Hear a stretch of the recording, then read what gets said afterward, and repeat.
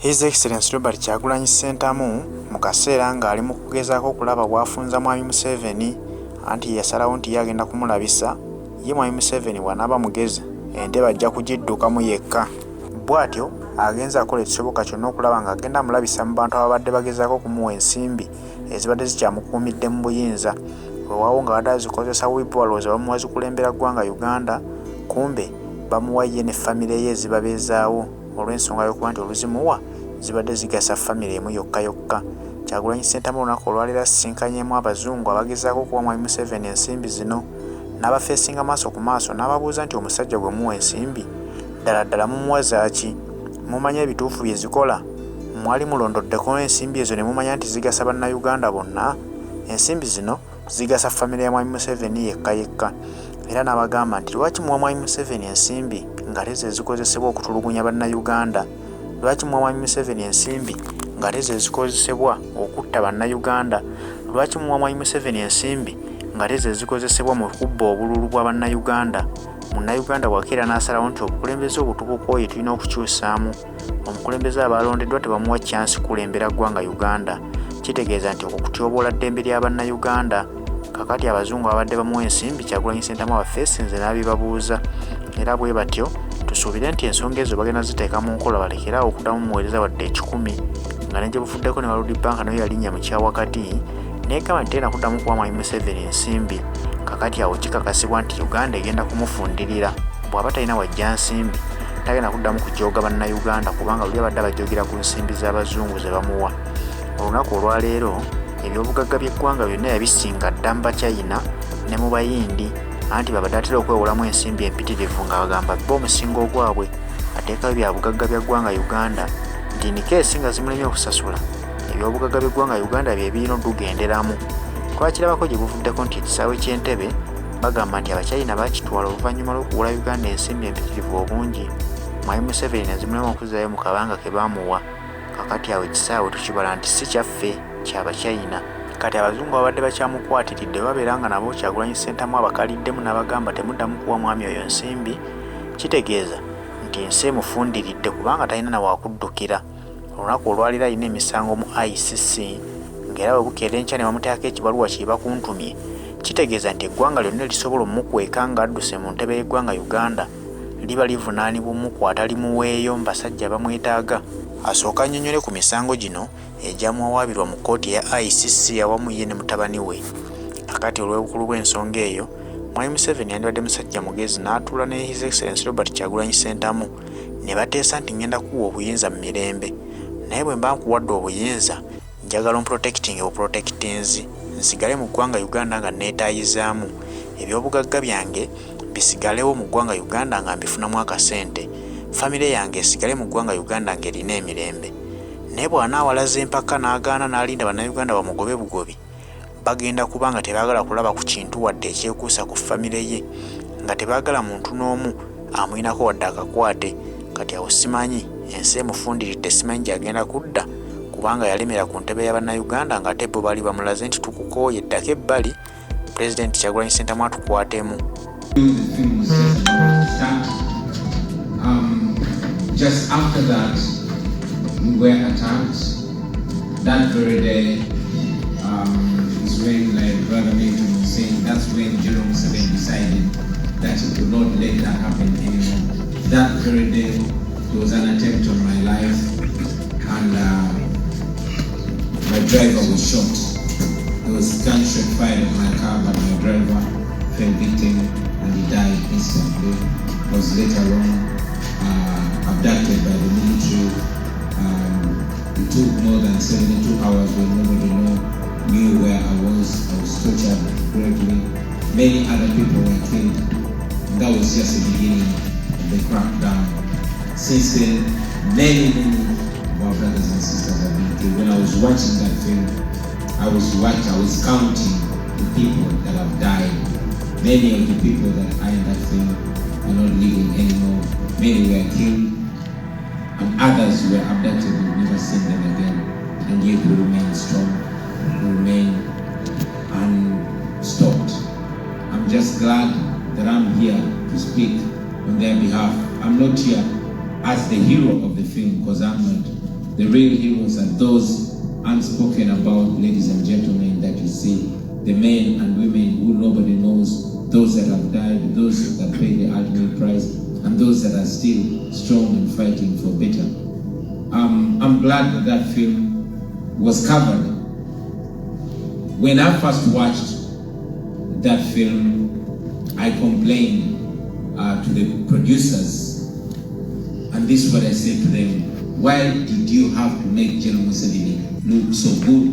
Because in my view, not even 1% of the brutality was covered. And they explained to me, they told me that if they showed all the medieval kind of torture, maybe the film would disgust people, especially in the West, that are not used to so much brutality. So they limited the brutality. However, I'm sure that if you watched it to the end, you would conclude that it was so brutal. And yet, I insist, not even 1% of the brutality was covered in that film. Like I said, every time I see the international audience watching that film, I feel glad that we are succeeding in making the world understand firsthand what's happening in Uganda. When the producers of that film asked me and my family to open up and let the camera reach anywhere in our lives, I accepted because we wanted to invite the world to Uganda.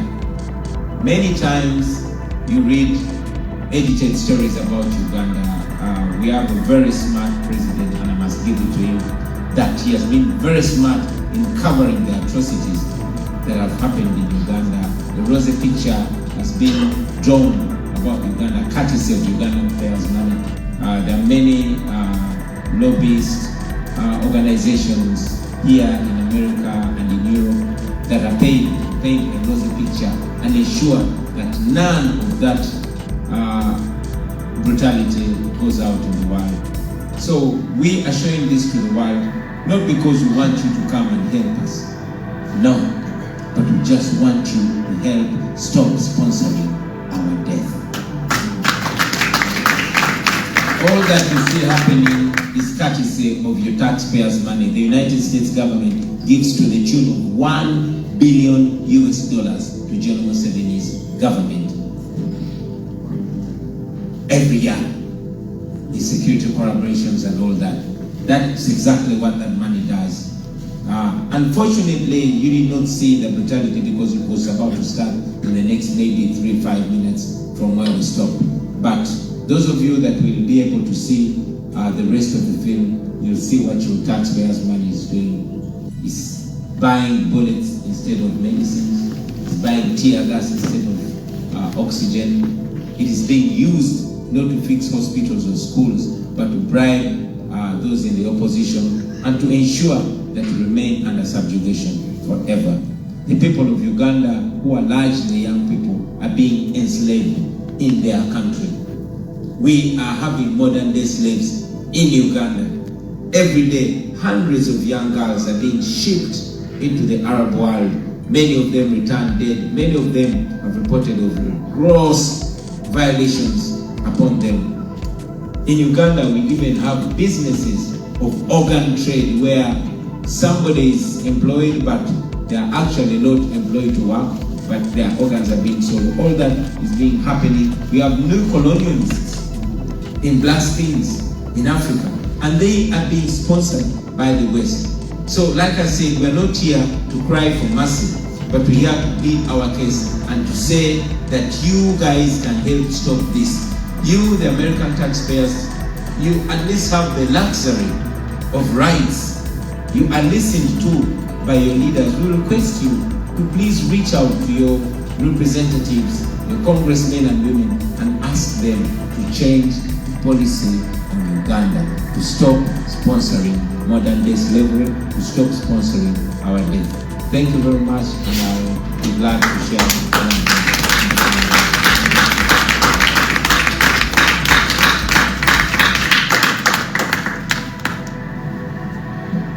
So we want to now have a discussion and have an opportunity for questions and answers and so forth. And I want to start with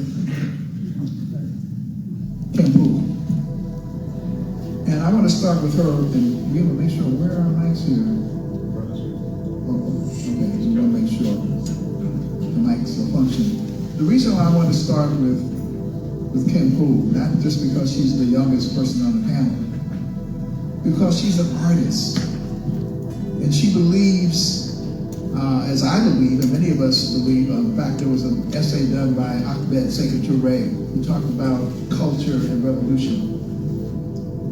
And by the way, if you, those of us who are African Americans, you see the songs and whatever, if you reflect back on the Black freedom struggle in the South, what was at the base of it? People that were inspired by freedom songs, freedom slick singers and so forth. Culture is a powerful weapon. One of my dear beloved friends, Hakeem Madhubuti, one of his favorite poems is called Art. He talks about the importance of art. So I wanted to start with you, Sister Q, by talking to us about your reflections on the film. When I talk to you, you are already familiar with Bobby Wine, and you're familiar with artists all over the continent who are raising their voices through art. So your reflections on the film, but also your thoughts about the power of what you do and the power of art as part of the Black Liberation Movement. You have the floor. We shall overcome. That's how it makes me feel. Come on, sing along with me. Yes, there. We shall overcome someday. Oh, deep in my heart, I do believe that we shall overcome someday.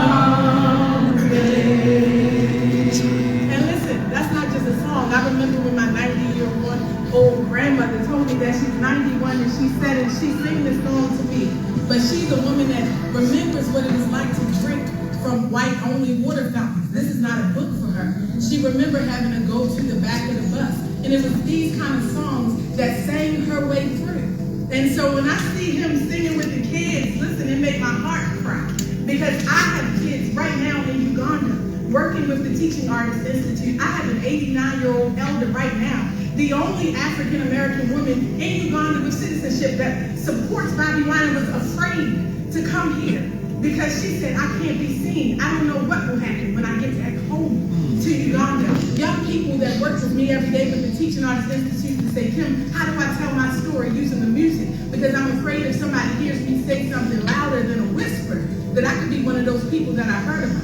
And so when I hear that film, I think about all the people that weren't there that didn't tell their story, that were afraid to say. And so I appreciate him saying what wasn't being said, speaking on behalf of the speechless. But they have so much to say, and these words, they're in their heads, and they bounce around their thoughts. They're trapping, they're imprisoning them, and they sleep.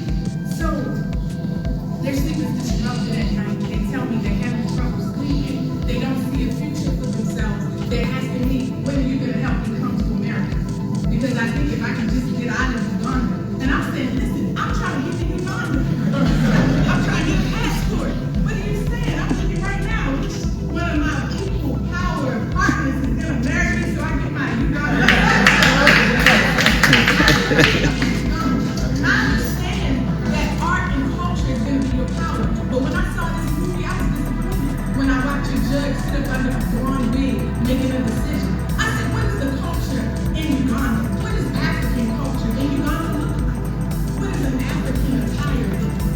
What does it look like when I sing Ugandan songs? At least he's captured that much. But there's so much more. So really, honestly, the possibility, all those young people, culture is fluid. It continues to change. It's not just promoting and preserving the traditions of yesterday. It's also imagining what is coming next. Artists help us to define reality. They inspire us. And he's done that. I saw that in the movie. And we're ready to stand beside him. Not just artists in Uganda, not just Bobby Wine, but he's the beginning of what will happen across the continent. We're looking at Mali. We're looking at Niger.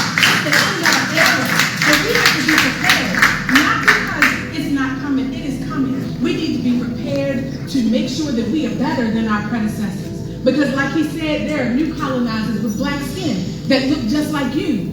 When you don't know who's your brother or who's your kinfolk, because inside their mind and inside their heart, they're European. They're the colonizer. And the question becomes, how do we train young people to think with the Pan-Africanist mind of Nyerere? How do we change their minds and their hearts? It's the art and it's the culture that's going to connect and reach them. And so we stand here in partnership. All right.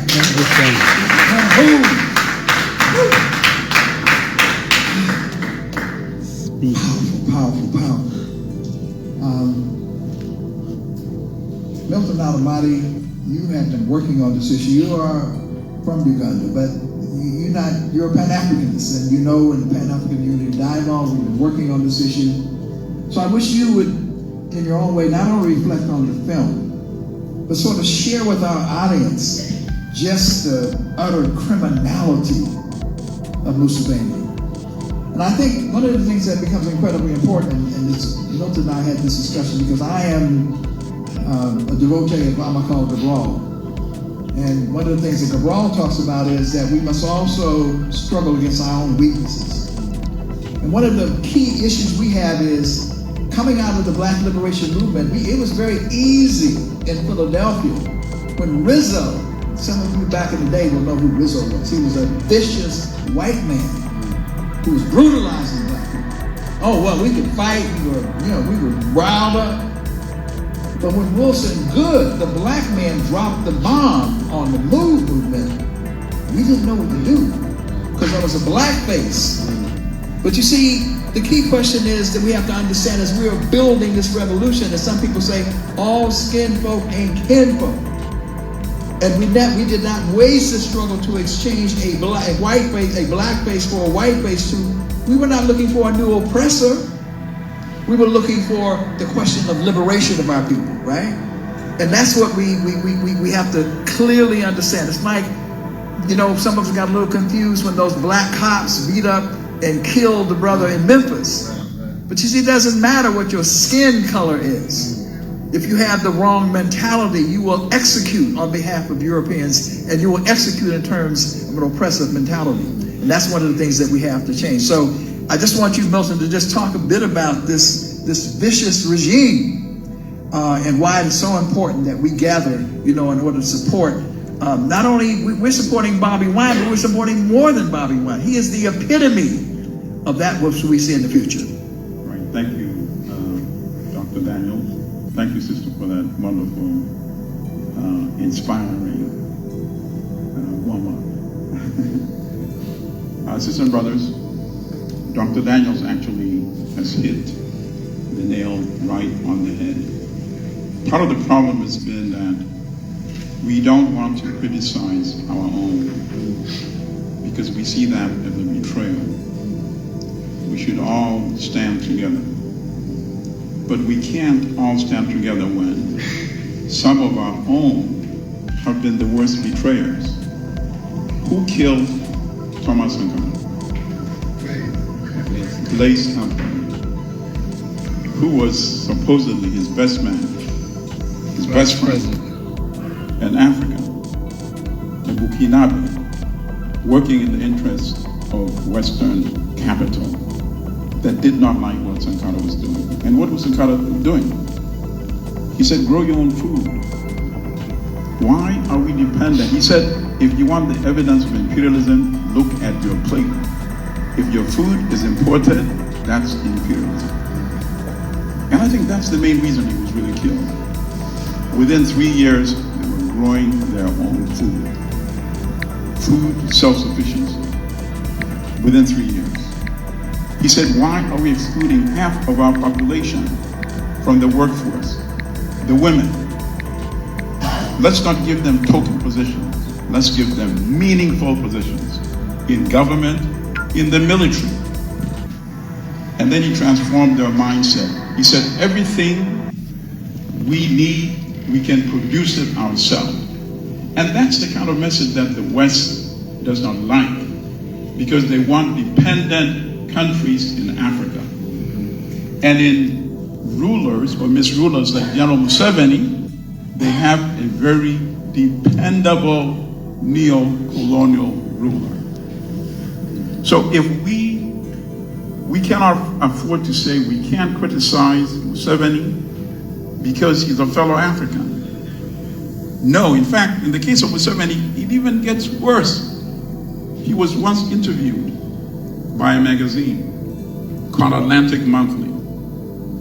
And you won't believe what he said, but it's in print, so you can go look it up. September 1994 issue. It's been around so long, it's been around 37 years. That's why I'm pulling back something from 1994. He said, I've never blamed the white man for colonizing Africa. I've never blamed the white man for enslaving Africans. If you're a fool, you should be taken as slave. That is the kind of mindset that they have been supporting to rule an African country, destroy an African country, destroy the hopes of the youth of an African country for 37 years. Look at the contrast. In